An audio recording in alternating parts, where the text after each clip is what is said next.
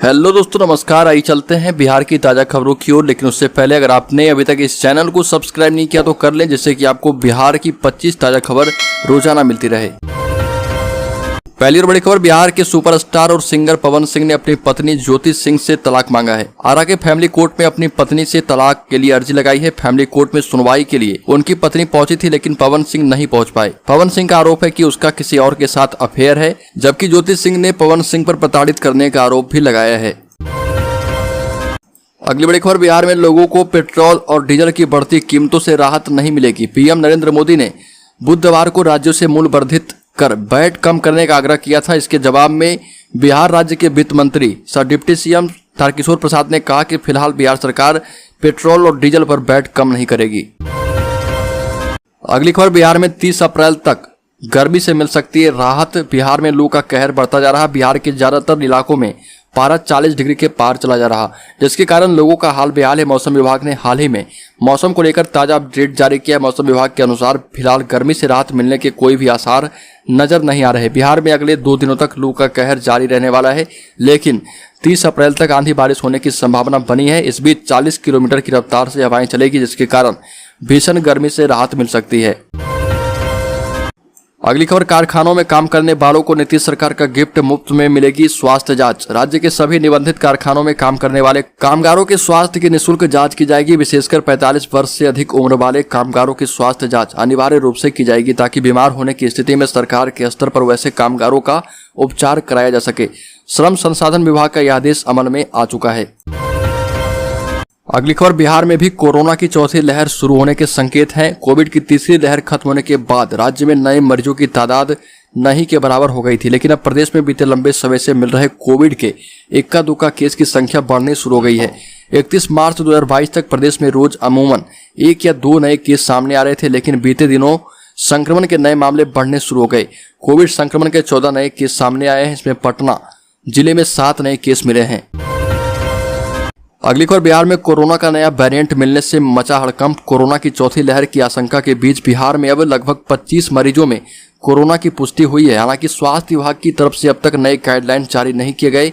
दूसरी ओर genome sequencing में BA.1.2 मिलने की पुष्टि है। कोरोना का यह नया वेरिएंट काफी खतरनाक माना जा रहा। अगली खबर, बिहार में 3 मई से शुरू होगा विराट रामायण मंदिर का निर्माण कार्य। दिल्ली ओडिशा से आई आधुनिक मशीनें। धार्मिक न्यास बोर्ड के पूर्व अध्यक्ष किशोर कृष्णमाल ने कहा कि मंदिर निर्माण के लिए दिल्ली और ओडिशा सहित कई राज्यों से आधुनिक मशीनें मंगाई जा रही है, जिससे निर्माण कार्य में काफी सहयोग मिलेगा। रामायण मंदिर के निर्माण के लिए 2.5 साल का समय तय किया गया है और बिहार के पूर्वी चंपारण जिले में विश्व के सबसे ऊंचे विराट और भव्य रामायण मंदिर बनेगा।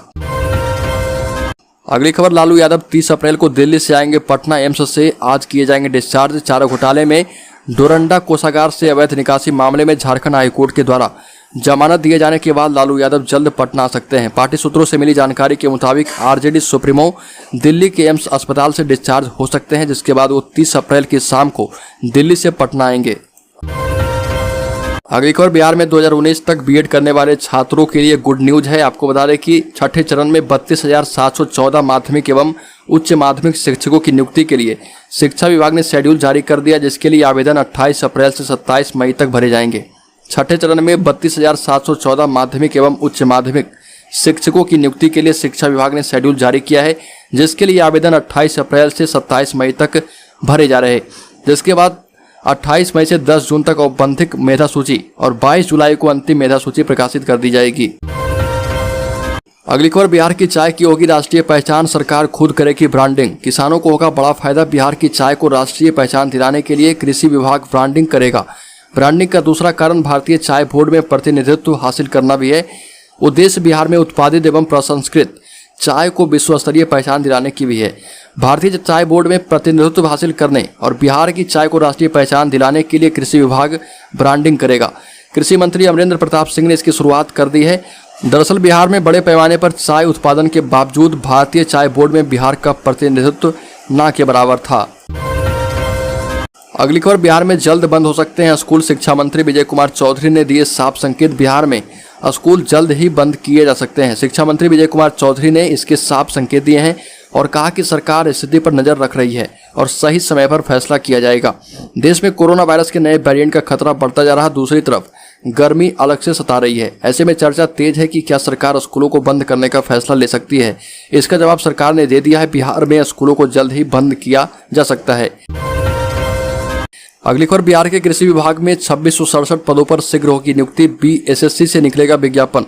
बिहार में कृषि विभाग के अंतर्गत अलग अलग पदों के लिए जल्द ही बहाली निकलने वाली है। इसके लिए विज्ञापन बिहार कर्मचारी चयन आयोग के जरिए प्रकाशित किया जाएगा। इसकी जानकारी खुद कृषि मंत्री अमरेंद्र प्रताप सिंह ने दी है। बिहार सरकार शीघ्र ही कृषि विभाग में विभिन्न श्रेणी के 2667 पदों पर नियुक्ति प्रक्रिया शुरू करने जा रही है। इसमें प्रखंड कृषि अधिकारी के 774 पद, सहायक निदेशक कोटि 1 वर्ग 2 के 89 पदों का रोस्टर क्लियरेंस करते हुए सामान्य प्रशासन विभाग को नियुक्ति प्रक्रिया शुरू करने की अनुशंसा भेज दी गई है। अगली खबर, बिहार में बस की यात्रा और भी सुरक्षित हुई। 24 घंटे रहेगी सरकार की नजर, तुरंत मिलेगी ऑन स्पॉट मदद। यात्री सुरक्षा को देखते हुए बिहार में सार्वजनिक वाहनों की अब परिवहन मुख्यालय से लाइव ट्रैकिंग हो सकेगी। यानी बस व टैक्सी जैसे सार्वजनिक वाहन कब कहां है, इसकी हर पल जानकारी रहेगी। वाहनों के लोकेशन की लाइव ट्रैकिंग के लिए परिवहन विभाग मुख्यालय में कमांड एंड कंट्रोल सेंटर शुरू हो गया है। परिवहन मंत्री शीला कुमारी ने इसका उद्घाटन किया। पायलट प्रोजेक्ट के तौर पर पटना से लाइव ट्रैकिंग की शुरुआत की गई है। फिलहाल बिहार राज्य पथ परिवहन निगम के बसों की रियल टाइम मॉनिटरिंग की जा रही है। इसके बाद अन्य शहरों में संचालित सार्वजनिक परिवहन के वाहनों में यह सुविधा शुरू की जाएगी। अगली खबर, बिहार के 10 IAS ऑफिसर का तबादला किया गया है। सामान्य प्रशासन विभाग की ओर से इस संबंध में अधिसूचना जारी कर दी गई है। इसके तहत पूर्णिया के नगर आयुक्त की जिम्मेदारी आरिफ अहसन को दिया गया है। कुमार गौरव को दरभंगा, योगेश कुमार को भागलपुर और अभिलाषा शर्मा गया की नगर आयुक्त बनाई गई। अगली खबर, खगड़िया में फर्जी सर्टिफिकेट पर शिक्षक बन बीते 8 वर्ष से नौकरी कर रही एक शिक्षिका को गिरफ्तार कर जेल भेज दिया गया है। यह कार्रवाई गोगरी पुलिस ने निगरानी अन्वेषण ब्यूरो की तरफ से दर्ज कराए गए FIR के आधार पर की है। बताया जाता है कि फर्जी शिक्षिका की गिरफ्तारी भागलपुर जिले के साहू पर्वता स्थित उनके आवास से हुई। इसे गिरफ्तार कर गोगरी थाना लाया गया और वहां से जेल भेज दिया गया। गिरफ्तार फर्जी शिक्षिका की पहचान भागलपुर जिले के साहू पर्वता निवासी सुनील कुमार ठाकुर की पुत्री किशोरी कुमार उर्फ रिंकी देवी के रूप में हुई, जो खगड़िया के गोगरी प्रखंड स्थित मिडिल स्कूल गंगा झिलेरिया में फर्जी सर्टिफिकेट पर शिक्षक बन नौकरी कर रही थी। अगली खबर, श्रीलंका के बाद नेपाल में भी आर्थिक संकट गहराने लगा है। इससे नेपाली नागरिकों की भीड़ बिहार में बढ़ने लगी है। पिछले 20 दिनों से दवा सहित रोजमर्रा के सामान के दाम बढ़ रहे। पेट्रोल 41 रुपये और डीजल 20 रुपये महंगा हो चुका है। ये नहीं, सरसों तेल के दाम में 350 रुपये तक की बढ़ोतरी है। पड़ोसी देश में उपजे इस हालात के कारण बिहार पर भी नया संकट आ गया है, क्योंकि नेपाल से सटे बिहार के जिलों में वहां के नागरिकों की खरीदारी के लिए भीड़ बढ़ने लगी है। ऐसे ग्राहकों की संख्या में 3 गुना तक की बढ़ोतरी है। इस बीच नेपाल सरकार ने कुरकुरे, लेज और सभी प्रकार के पैक्ड रेडीमेड फूड आइटम, खिलौने सहित 10 प्रकार सामान के आयात पर अगले 2 महीने तक के लिए प्रतिबंध लगा दिया है। नेपाल कैबिनेट ने विदेशी मुद्रा की भारी कमी को देखते हुए फैसला किया है। दूसरी ओर भारत के बड़े व्यापारी खाने पीने के सामान बॉर्डर पार कर नेपाल भेजने की तैयारी में जुट गए हैं। तो दोस्तों, बिहार की ताजा खबरों में अभी के लिए इतना ही। अगर आपने अभी तक इस चैनल को सब्सक्राइब नहीं किया तो कर लें, जिससे कि आपको बिहार की ताजा खबर रोजाना मिलती रहे।